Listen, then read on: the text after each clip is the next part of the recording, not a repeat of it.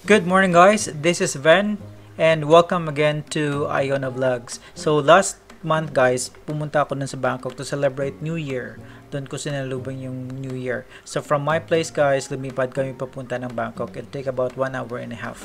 So ito yung makikita natin dun sa Impapawid guys.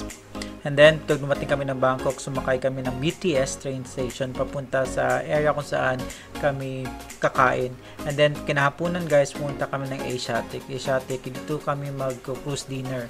Dito yung cruise ship na kung saan sasakay kami at saka dito kami mag-dinner. So, habang nasa cruise ship, ito yung barko na iikot lamang sa Chao Phraya River. Ito yung river na nasa Bangkok lamang. So, ito yung view dun guys. And then, kinabukasan guys, pumunta naman kami sa Wat Arun. Ito yung Wat Arun, isa sa mga pinakamagandang temples dito sa Bangkok. Malapit lamang ito sa Chao Phraya River. And then, after ng Wat Arun, pumunta ulit kami sa kabilang temple, so sumakay kami ng ferry boat. Hindi masyadong mahal yung bayad yan guys.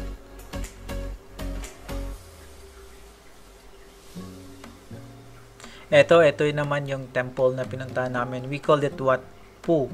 So, ito yun. Merong ditong malaking reclining Buddha. Nasa loob ng temple si Buddha. And then, sa labas ng temple, meron ditong mga, anong tawag ba nito? Ito yung mga pagoda.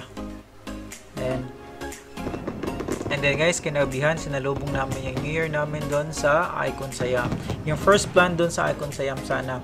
Pero, wala ubos ang time namin.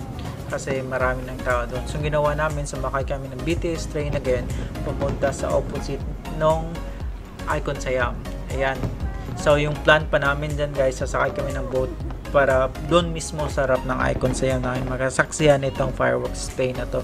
But masyadong expensive na guys. Maraming tao din guys sa gilid namin. So, stay na lang kami sa area kung saan makikita rin namin yung fireworks display na yan.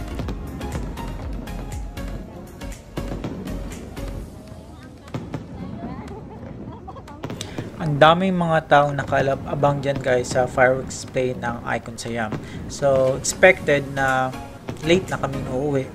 Naghanap pa kami ng taxi kasi masyadong busy yung mga taxi na kinokontak namin. So, dumating kami sa bahay doon mga 2 AM na. Kinabukasan guys, punta naman kami sa kabilang province malapit lamang sa Bangkok. Ito yung Chonburi province.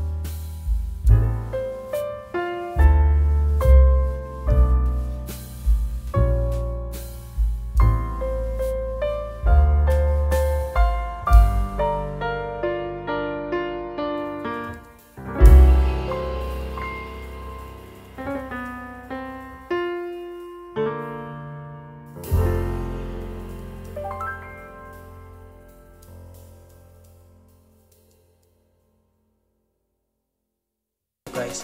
If you are a foreigner, then you have to pay 500 baht. Pag Thai ka, free lang. Eto, masyadong malawak dito sa loob guys. At saka you have to wear a mask all the time kasi marami tayong pumupunta. Sa gilid nito guys, part ng Wat Prakeo, dito makikita yung Grand Palace mismo.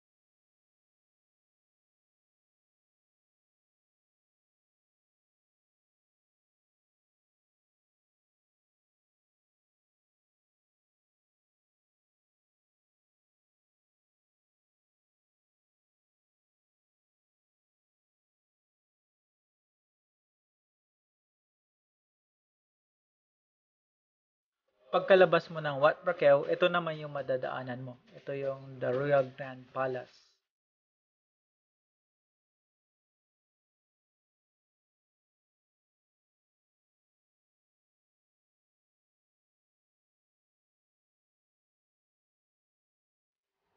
Ito naman yung way guys, palabas ng Grand Palace. So malapit na tayo sa main gate, sa exit. Ito na guys, nakalabas na ako dito sa Grand Palace. Ito yung napaka lawak at mataas na wall dito sa Grand Palace.